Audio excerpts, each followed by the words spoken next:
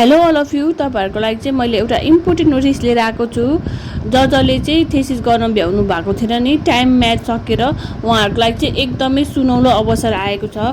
2018 को ब्याच, 2019 को ब्याच अथवा तपाईहरु इयरली हुनुहुन्छ भने तपाईहरुले चाहिँ अहिले चाहिँ थेसिस गर्न पाउनुहुन्छ 3 महिना भित्र। त्यसैले थेसिस गरेर बुझाउनु होला।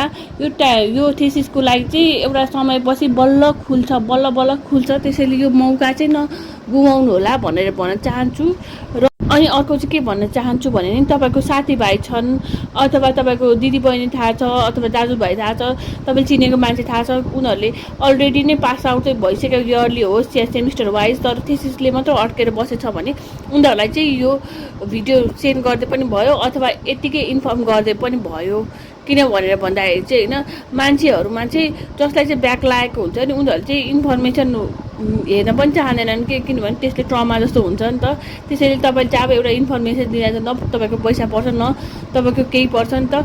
एज अ ह्युमन बिङ पनि हामीले चाहिँ त्यति काइन्ड चाहिँ हुनु होला भनेर भन्न चाहन्छु कि हैन। किनभने यो त आफ्टर अ लङ टाइम खुल्छ नि त, एउटा समयपछि बल्ल खुल्छ। त्यसैले यो कुराहरु चाहिँ तपाईले चाहिँ सेन्ड गरिदिनु होला कसैलाई अथवा तपाईले भनिदिनु होला है।